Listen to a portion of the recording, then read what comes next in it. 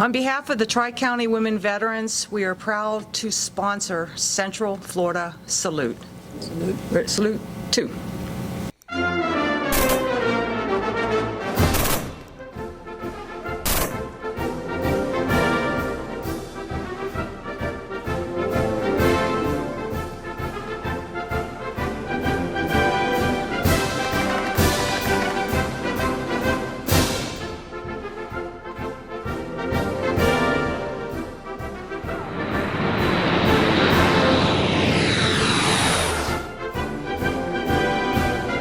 Hello, welcome to Central Florida Salute.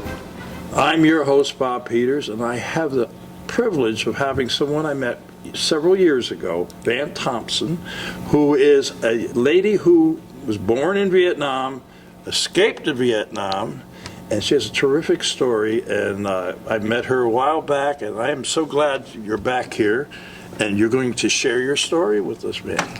So you tell us, our viewers, a little bit about yourself. I born in Vietnam, and the town named Đà Lạt is north of Saigon, and my family is do the business. So I grew up and I went to French school. So we don't know much about the war going on. And then on 1975, that before that, a lot of news about the U.S. will withdraw. And the people from the northern part, like where the 17 longitude, where the place where they divide two countries. Yeah, latitude and longitude? Yeah. That's a Navy term, yeah, I don't know about that. The people left on that, and when the people running away on the highway, and I should sidetrack a little bit, when I see that view, recently in the movie and the TV about Ukraine, it give me back the flashback on what we go through in Vietnam back in 75. Exactly the same way. You should walk out with the bag or with the luggage, whatever. You don't know when you come back. So we moved to Saigon, and the last day, I went to the U.S. Embassy. Try to get in, but I look at the chaos. I say, it's no way me and my children can get in. And then after that, when the communists took over, and I stand at my house up in the condo, and I look down, and at that time, I realized that the meaning of freedom, you know? When you hear the word freedom, but you don't realize it until when you look down, and you see on the street all the uniform, the army uniform, everything, flag, everything they throw on the ground. Because they're afraid to keep that in the house, then the communists will give you a hard time. So you see like everything like trash the street with all the uniform. And you know in Vietnam, it's like every family, they have the son, whatever, either they serve in the army or they may follow the Viet Minh or Viet Cong. So sometime in the family, they divide by two. So when after the communists took over, and I went back to Đà Lạt, and they captured all my parents' house and business. My parents have 2 pharmacies, have the plantation, have the trucking company, and the house we have like a kind of 5-row house together.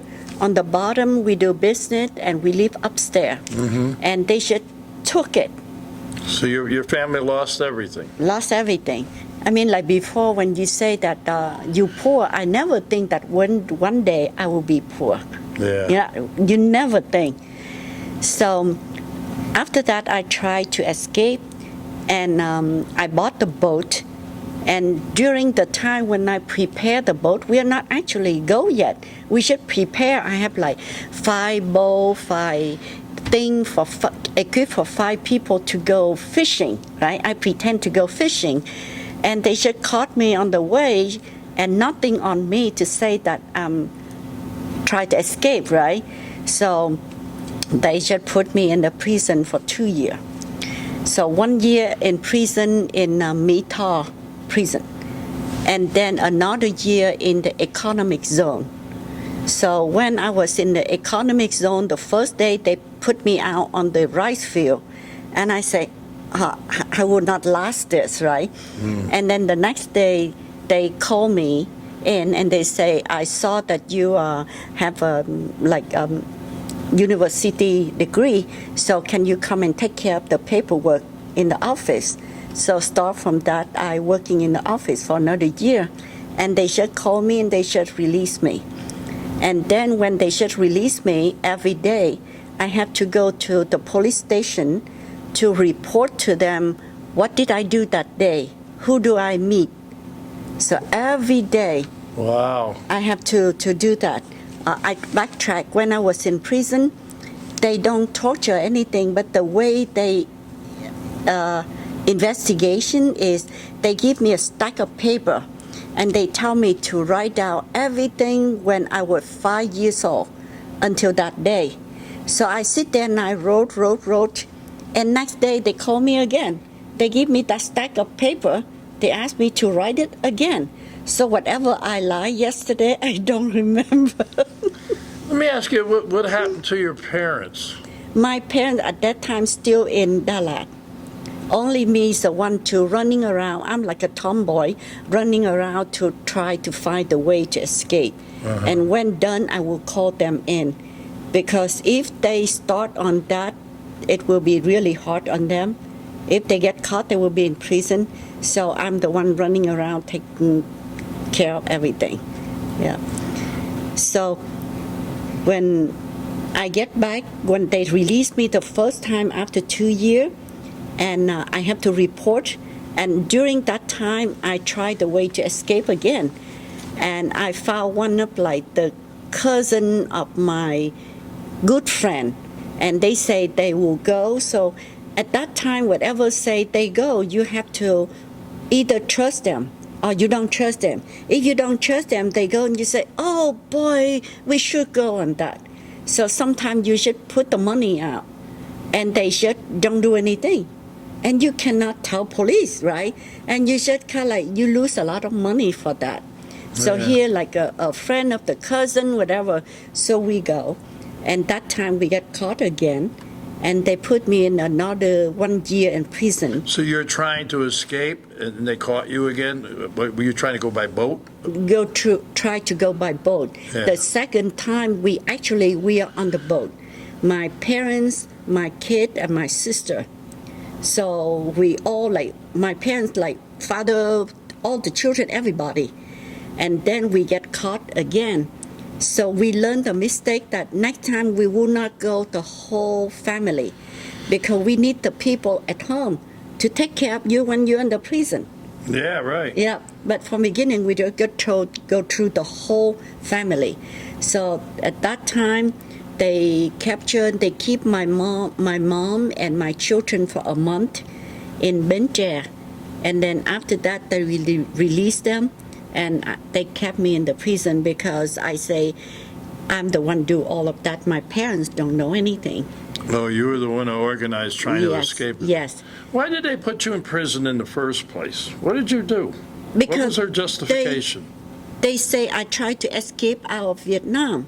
And then while I'm in there, they say that I'm a CIA. Oh, because goodness. Because when we do business in the small town, and my small town have the military officer school the same like West Point. So every time when they graduation, all the U.S. military advisor, president, everybody come to the small town. And the town don't have enough car. So they will call all the business people, hey, I need to use your car. So apparent that my car, one of, I think like a U.S. General 4-star or 5-star U.S. using my car. So they have like the plaque with with the stars on with it, the star next to my tag. But I don't know anything about that. Apparently they got a picture of it. So they say this guy is the CIA, so I'm working for you as CIA. But I think they know that's not true because they are the people live in the town, so they know. But they should want to add more guilty, you are on your file. So they told me that I'm a CIA. And the point is, when you're in the prison, like in the Western, we say that what is the evidence to say Yeah, that right. I tried to escape? You have no evidence, nothing, right? I want a lawyer, nothing in there.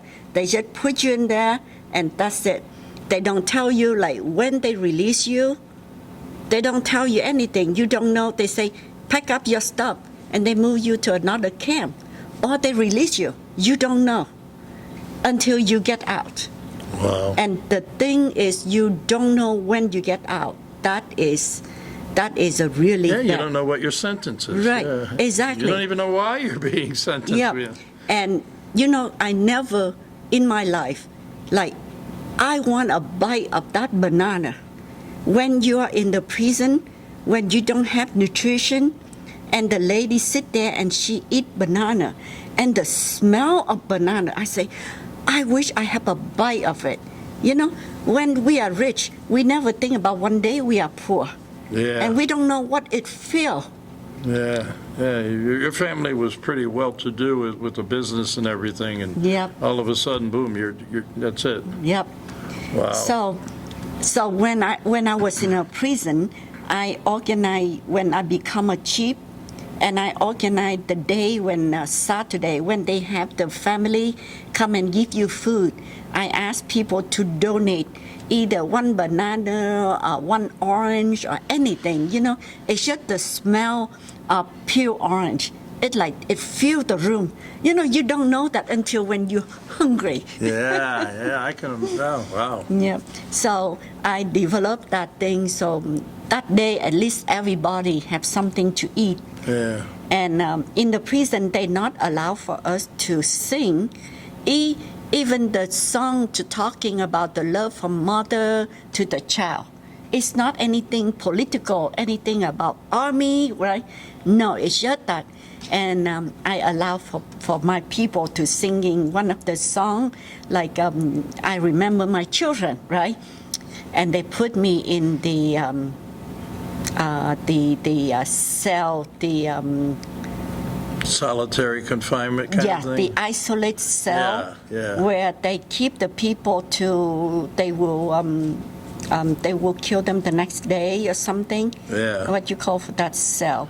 So it's like really narrow, and they have like the bar from one end to another end, and they leg cup me onto that bar. So during the day when they leg cup me, and I sit hopping along the wall, and I read on the wall, right? And I say like people, because that prison is built by French long time ago. Right, yeah. So a lot of people die, and I saw like it looked like a brown, so maybe I heard that they take their blood to writing on the wall, like my name such and such, I will execute on that day. Please tell my wife, whatever address. So a lot of message. Wow, you on the went wall. through a lot, my dear. Yep. So I just during the day, I just hopping to read, right, and at night, that night, I heard about so many ghost story in the prison, right, and I was really scared, and the rain really hard, and it coming into the room. And I lie there, and I close my eye, and I say, please Buddha, please Buddha, please Buddha, please ghost, don't let me see you. And I close my eye, please don't let me see you, don't let me see you. Wow. And I stay there for 3 days. And in 3 days, I won't eat. Because if you eat, you have to go bathroom. So I don't eat, I only drink water. So after 3 days, they release me. So We don't know how lucky we are in this country, you know what I'm saying? Yep. So you finally get out of prison the second time, right? The second Now, time. you had a child back then? The second time I got 2 kids with me, and they got released with my parents. So my parents take care of them while I serve another year. Yeah. I'm not like jailbird. So I serve another year, and during that year in the prison, I know one of the Chinese family. So at that time, the China and the Vietnam, they fight again with the some of the island. The China say that island belong to them, and Vietnam say no, belong to me, and they start fighting. So I heard that the communists say, if you are Chinese, you want to leave the country, I'll let you leave the country. So when we get out, her husband, he's a Chinese, he's the wealthy Chinese in Chaleng, and he told me that he will build the boat and we will bribe the government to get out. So that is 1979, that where when you hear about the boat people, like a boat about like 300 people, 400 people. So those are, we call like a half legal, because you pay for the government. You pay the police at that local. They make a lot of money because like the boat owner, just say he charged me $3,000 per person. And the boat owner keep $1,000 to build a boat and $2,000 to the local police or army or whatever, we don't know, right? Yeah, right. Government, yeah. And you think about one boat, it's 500 people. It's a lot of money. And one day from the Da Nang to the Camao, like on the southern Vietnam, at least 30 boats get out. And 30 boats, each boat is about like 400 people average. And you think how much money they make. Oh, yeah. Yeah. So we should take like a fake ID as we are Chinese. They know we are not Chinese, but they don't care. They just want money. So the day we go there, they holding the manifest and they call your name, and we will just walk through them. So we get into the boat, and because I know the owner, so the boat is, I have the picture on the boat, it's called VT-268, and it's only like 82 feet long and 19 feet wide. And we have 529 people. Wow. Maybe it's bumper to bumper. Yes, we sit like, the knee, we're like this. So we left Vietnam on April 21st, on 1979, we left Vietnam. And take us 3 days. And we saw the land. We were so happy because on 3 days, we don't see any boat, we don't see any land, we don't see anybody, just the sky and the water. Yeah. I never know about like, you don't see the difference between the water and the sky, because it's all blended in. Sure, yeah. And you don't see anybody, you don't see anything. And the third day, when we saw the land, we were so happy. So when we go near the coastline, and we saw police already sitting there, waiting for us, right? And the boat owner say, is anybody can speak English? And I look around, nobody say anything. And he asks again, nobody say anything. And I say, me. I learned English in high school, but I was in the French school. So English like a third language, right? Right. So very bad English. But because nobody say anything, so I say at least I tell them what I want. But I understand them is another different story, right? Yeah. But at least I tell them what I want. So I jump down to we swim in because the boat cannot go close to the beach. Right.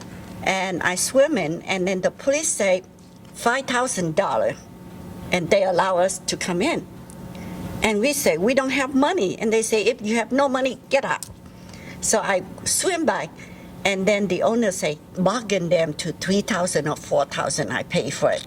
So I swim back then, and we agree for $4,000. So finally, we give them $4,000 US dollar. We're talking, when you get out, you're talking about US dollar, right? Right. And we landing, we jump in and we on the beach. And then they have like the big truck to come, they take us to the unused school in, I think like a couple miles. And when we was in the unused school, and they asked me, because I like become a leader for that boat, they need the person to communicate. and they asked me to write the report, how many people, take the name list of the people. So I become a leader of that boat. So we stayed there for 2 weeks. And then one day, Now, exactly where were you? that is in Malaysia. You were in Nenasi. Malaysia, okay. We're in Malaysia, Yeah. in Nenasi. Nenasi is like, I think about like 3 hours to Singapore. So we are very further south. We plan to go to either Singapore or Indonesia, but that's it. Okay, we get to Malaysia, we're happy. And we stay in that village for 2 weeks. And one day they say, hey, everybody, pack up. We take you to the refugee camp. And I don't trust them because back in Vietnam, with the communists, you don't hear anything, you don't know anything. I have to go and had the blanket to cover me, and I listen to VOA or BBC. So only those we hear the news about how Malaysia pulled the people, pulled the boat people out and sinking them, or the Thai pirate. So we hear all about that through the VOA or BBC. Yeah, I remember when we did a show a few years back, you were telling me about that sometimes they would take a boat and put it out in the water and that's it. Yep. Or Ah. they have their Navy boat and they tow the small boat. I mean, some in here you see like some boats really small, like maybe 25 feet. So the wave from their Navy boat is sinking. See, the wave, it sink all of those. So they kill people Wow. because the government don't want the people go into their country. There's Yeah. so many to go in their country, so they don't want it. I mean, I can understand it, right? But so I know. Human So- life is, I don't Yeah. understand it, no. So I don't trust them. So I say, my boat is no good, right? Can we divide the group? Because we are 527 people, 2 kids, 2 children die. So can we divide that to 2 groups? The first group, we go to the refugee camp. The boat come back, take the second group. They say no. So I say no, and we don't go. So they start like pushing us toward the harbor. So I say, everybody, we sit down. So when we sit down on the ground, they cannot force us to go. So while we are on that, and suddenly I saw on the gate, like one car stop, and one white man walk out. So I don't know who is that person, but he's white, right? So he start walking to the gate, and I walking out, and the army said, if you go, I shoot you. And I said, go ahead, shoot, right? So, What have I got to lose, right? yeah, what do I lose? So he turned the butt of the gun and he hit me in my head. It's just lightly. So the guy, he stopped. So I turned around and I told to my people, I say, okay, I count 1, 2, 3. Everybody, we say VT268. 529 people need help. Because VT268 is the number of the boat. When you get out, that is your identification. Because nobody know who you are, whatever. So they base on the boat number is the whole group identification. So I counting and everybody yelling, VT268, 529 people need help. So he stand there a while and he turned around, he get the car, he left. So we kind of like, don't know who is that, right? And then we argue back and forth until 4 o'clock. And the police say, okay, I allow for half group go.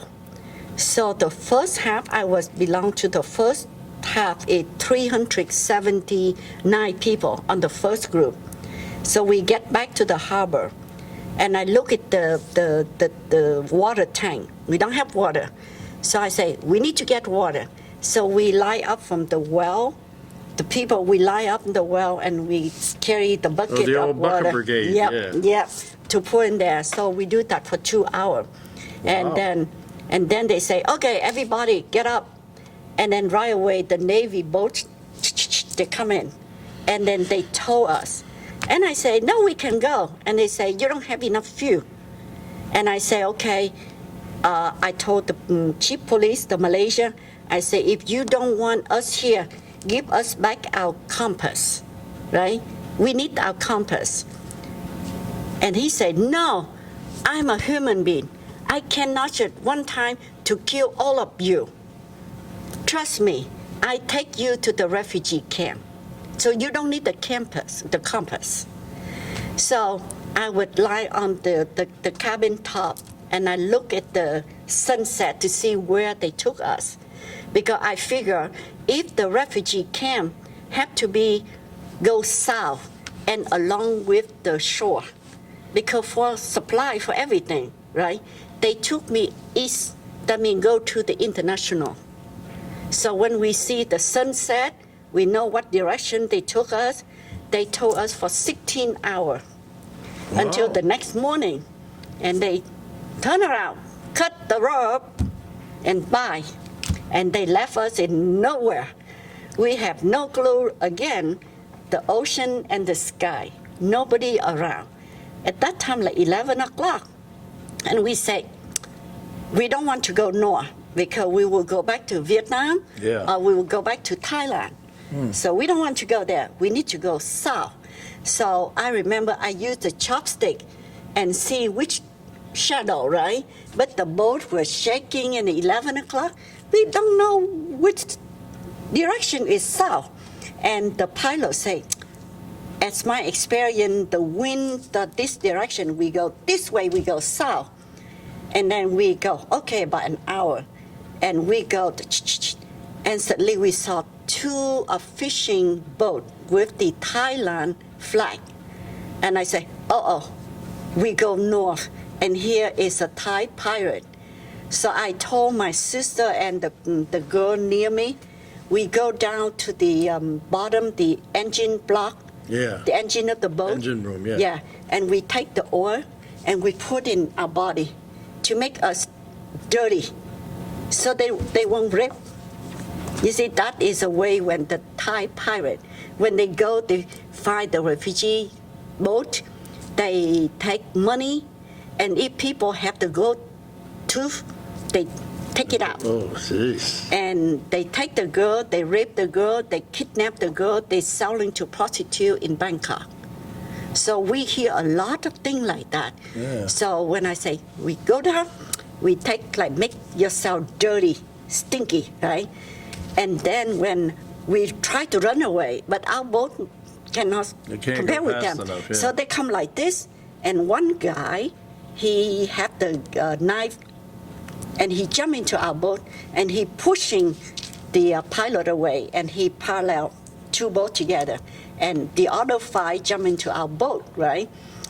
And we say, And suddenly the boat owner, he come out, and he say, everybody, we are fine.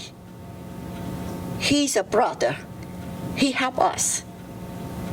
And then after that, he told me because the Chinese, they have some of the dialect with very rare.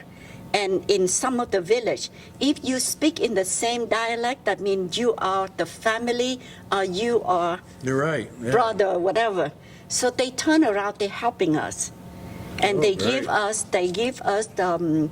food, water, and they say, go that direction to go south to Singapore or Indonesia. You go here, you go back to Vietnam. So after that, they left. And we drove again for another day, and we found the land. And then we found the island. We said, this time we smart, we don't go to the land, to the shore. We landing on the island, on the side, look out on the ocean, right? So when we get there, the big rock, big huge rock underneath, so the boat cannot go close. So again, me and two sailors, because I'm a good swimmer. But I guess, now I'm thinking back, I'm really stupid. Why don't I think about shark, right? Yeah. We don't think, need you to do, jump down. So I think that I got that leader in my mind. So I jumped down, we swim in, and we carry the rope, and we tied the rope into the coconut tree on the beach. And then I saw at that time, one of the boat get out, and I know they go to report, right? And when we get there, we saw one peasant, Malaysia peasant, and I speak with him in Malaysian, like, I want to borrow your canoe. I give you a gold ring. And he agreed. So we took the canoe out to the boat. We put 5 children in the boat, and the sailor swim and pushing the boat. And while we are jumping to stand up on the rock and holding the rope, and that's how we managed people to get in. And while they're doing that, we try to dig the boat, the bottom of the boat, try to sink the boat. Because if we don't sink the boat, they will take us out again. See, so we try to destroy the boat, but the boat is really tough. So we have a hard time. And then while we're doing that, the boat come back, and the guy, he wears civilian clothes, and he said, who is the leader? And I say, me. And he looked at me, who is the leader? I say, me. And he say, no, man. I say, no speaking English. So they say, follow me. And I told the doctor in my boat, I say, you remember the boat number, because me and that girl will follow him, and we don't know who's he, right? So apparently he's a police, and he took us to another side of island. They have the village there. And meantime, the people will walk along to get there. And you know, when the people walk there, they have the bridge. And those local people, men, they sit on both sides of the bridge. And every woman run by, they grab her. So we kind of covered and ran. And next day, we will sleep on the ground. And all our belonging, we put in the middle. And all the girls sleep inside. And the man, father, son sleep outside. Because at night, either they stealing our belonging. Yeah, right. Yeah. So we stay there for one night. And then the next morning, I heard the engine of the boat coming, and I heard the Vietnamese speaking. And I came out and I asked, and the guy said, don't worry, we will take you to the refugee camp. So no longer running away, don't worry, we take you to a refugee camp. So we get into that boat, they take us to Mersing. It's one of the towns near Singapore. So when we get to Mersing, and we saw a whole bunch of people sleep on the ground like soccer field. Yeah. So we're there to wait. So I don't know what we're waiting. So one of the Chinese Malaysian, he stopped by, and he gave me a piece of plastic and the can, so we can put the water in there. You know, instead of you have to go far away to the well and wait to get the water and come back to your spot on the ground. So we wait there about 4 or 5 days, and the boat take us to the Pulau Tangga.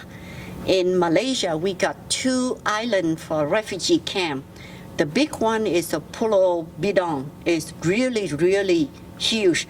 I think it got to the point about 40,000 people in there. The island Pulau Tangga is a little bit smaller, so we're lucky we get there. And next day, they call us come down for interview. And when I came down, I met that white man, the man I saw. Oh, yeah, a while back. So yeah. he's a Mr. Hanson. He's a Mr. Lionheart Hanson. He from United Nations.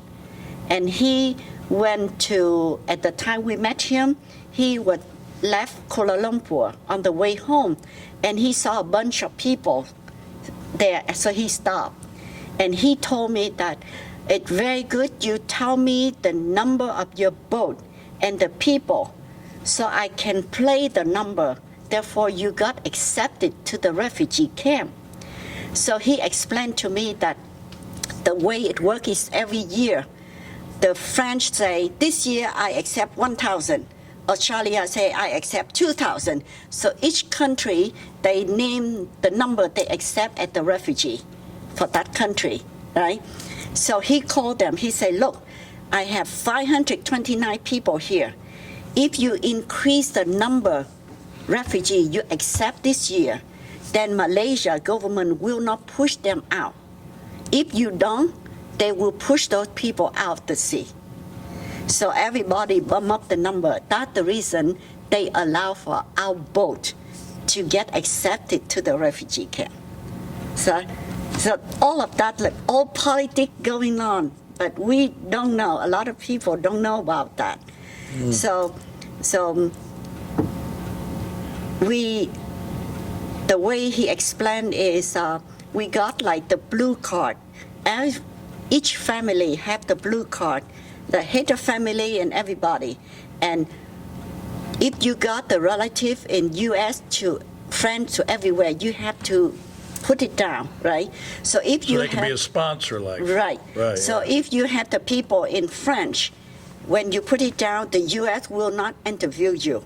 They want the French interview you first. But if you refuse to go, then it will be punishment for another year. Oh. Yeah. So, like, because everything is, U.S. will be the one take everybody. The way they divide is we have 4 categories. The category 1 is the one like below 16 years old, minority, minor, and go by himself, no parents. Oh, yeah. Or the other one is you have relative, like blood relative in U.S., like sister, brother, parents. And my sister in Texas, so we are in category 1. So how did your sister get to Texas? It was She- a long time before the... 75, her boyfriend is worked for Navy. So at that night, he just have enough time to pick family and jump into the boat, and they left on 75. Oh, okay. Yeah. So 75, she came to U.S. She worked at the hairdresser, and in 5 years, she saved $10,000 to send it back to Vietnam for us to go. Wow, that's great. Yeah. Yeah. So the category number 2 is who worked for U.S. government. Mm-hmm. And number 3 is the Vietnamese army. And number 4 is none above. None of the above. Yes. Yeah.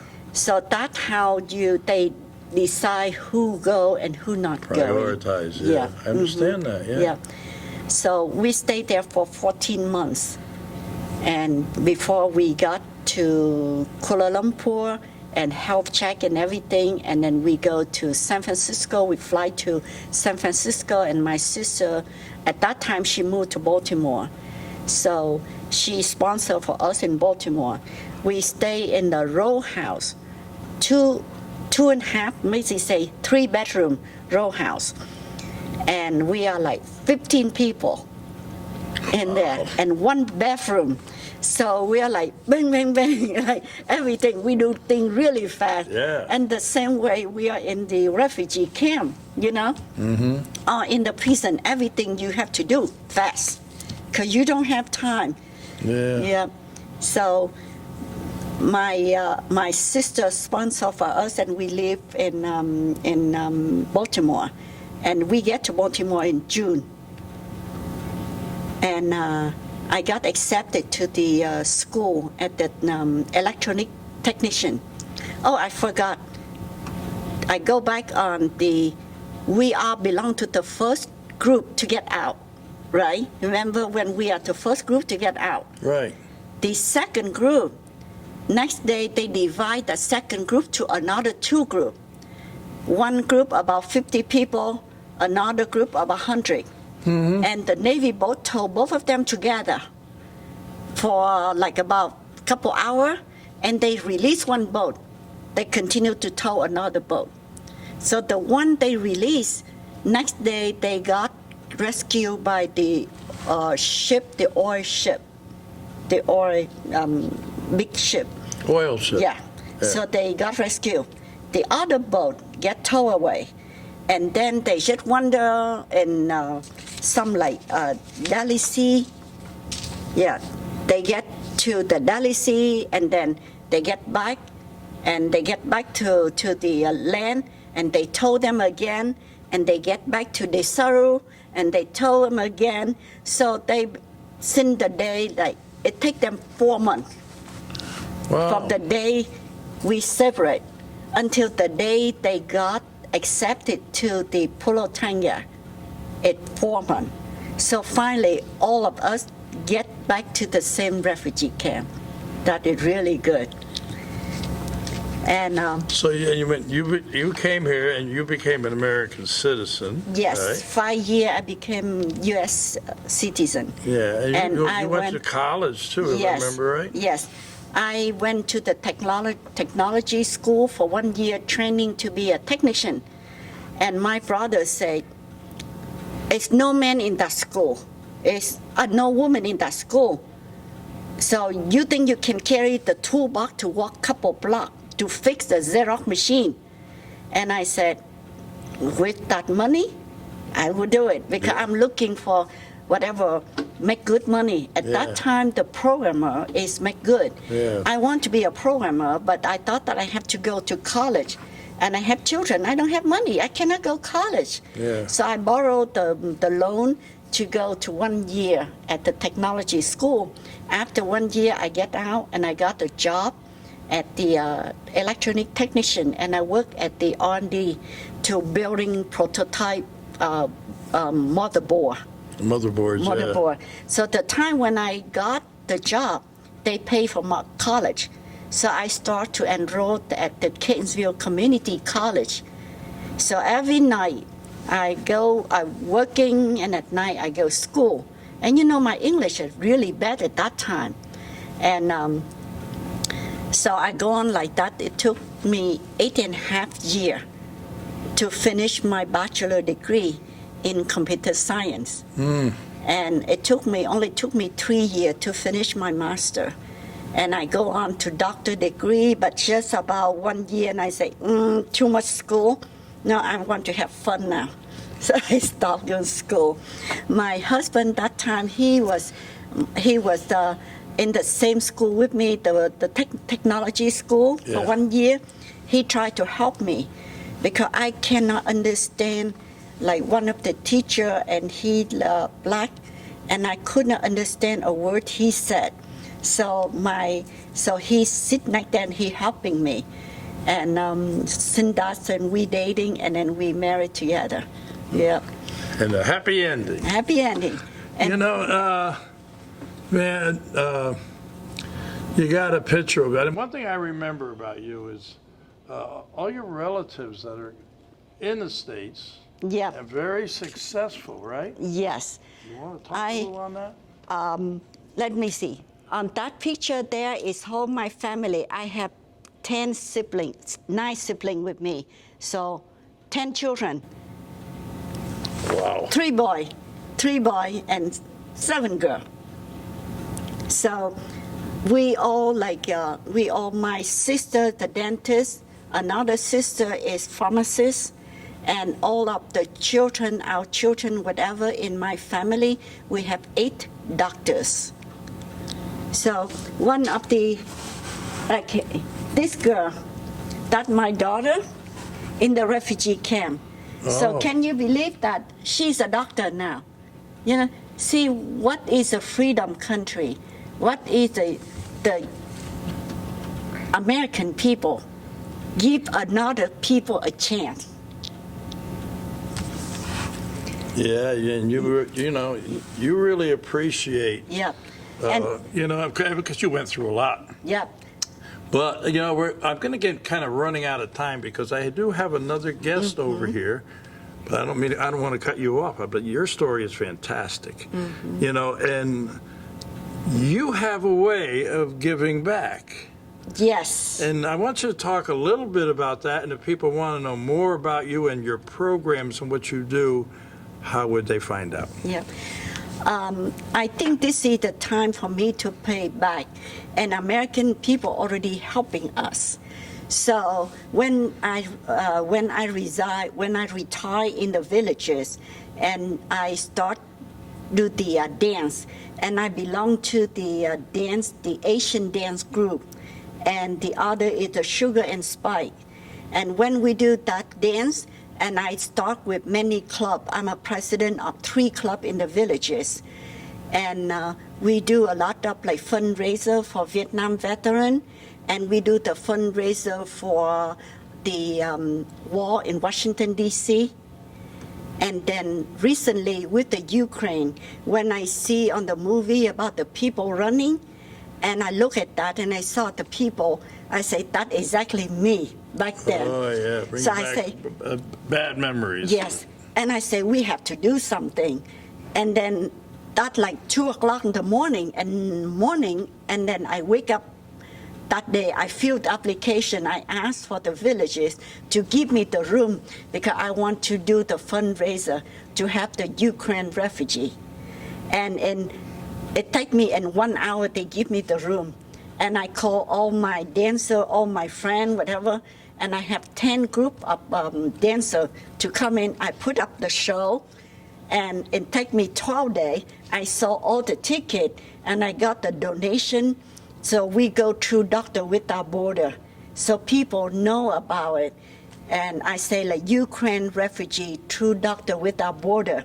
So they give me the letter, and I show that to the village that we have the connection, all of that. It take me 12 days to sell all the ticket and the show going on. And then I say, people say, we need more. And people come to me and they thank you me. They say, I want to do something, but I don't know where to give the money. And then now when you're doing this, so they asked me to do more, and I called the village. I got another week, just like a week after the first show, we sold all the ticket in 1 week. So total, we raised like $20,000. Wow, that's special. Yeah. That's great. And the people still send me check. Like right now, I still received the check, like just recently a $200 check paid to Doctor Without Border and send it to my address. And I send that to Doctor Without Border to Ukraine refugee. So I think I have a good friend, Reverend Gary Cato with Project SOS. He's doing a thing with to help the refugees over there through the churches. They're getting food and stuff in there. Yeah. I shouldn't. You don't know Mr. Cato? No, I don't. Well, I'm going to Yeah. have to introduce you to him. Yeah, because most of the time I should dealing with the villagers, and they Well, give he's me. in the villages. They in. Yeah. I don't know anything about. Yeah. Well, you will. Yeah. Trust me. Okay, just. But so, right now, if anybody wants to know more about your dance group or what, how would they do that? it's in the village, the newspaper, like we call like Asian cultural performers. That's my group. And we dance like some village, they have like the meeting and they want entertainment, they hire our group. So we do like 1 hour dance and we got paid like $160 and we use that money to buy costume because we do 10 country, Asian country. We dance Japanese, we dance Thailand, we dance Vietnam, we dance China, we dance Indonesia.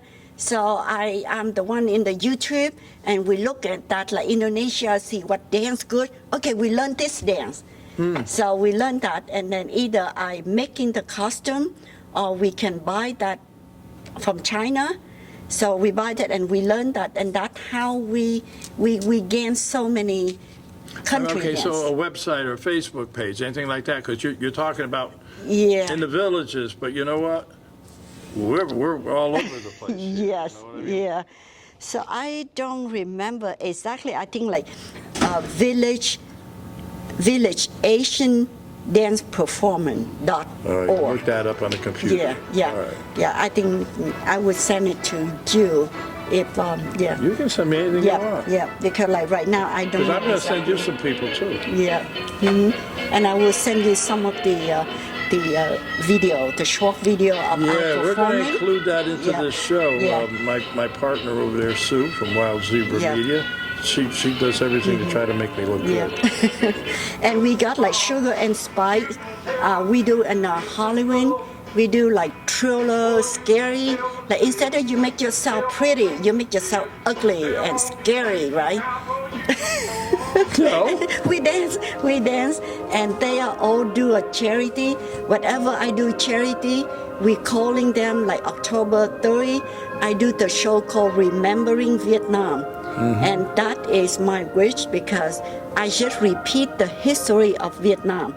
Like from beginning, we are 1,000 years under China slavery, and then 100 years with French, and then with the Civil War, and then when the time when we escape out. So I will make the whole thing a show with the That sounds screen. great. That Yeah, with sounds the great. screen at one side and the other side we acting, dancing. So we will have the boat for refugee, and then we acting like we are the boat, and then the boat go across. So we do all of that. Done it in October, and the ticket only $15. I will hit you on it. You better believe it. My partner will probably come with me too. I'll bring some other friends too. We'll do it upright. Yeah. But I think we're about out of time, and I want to thank you very much for coming on. Like I said, I met you, I don't know, 6, 7 years ago. I can't remember exactly when, and we did that wonderful show together. And you had that beautiful cutout thing with soldiers. Remember that? Oh yes. Yeah. Yeah. Yeah, you had that. And you said, "I'm going to get you one, Bob." Oh. Did I? Yeah.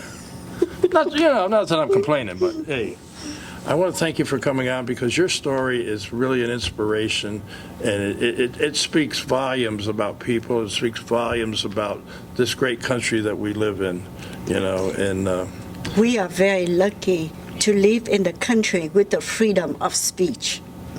Just look at the Russia right now. yeah. So we here free. We can speak whatever.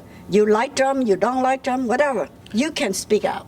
I love that. I am going to speak out because we got to go. So, veterans, we salute like that. Non-veterans go like this, right? So I want you to join me as I say goodbye. Okay. To all our veterans out there, our active military and their families, we salute you for all you do. Till next time. Wow.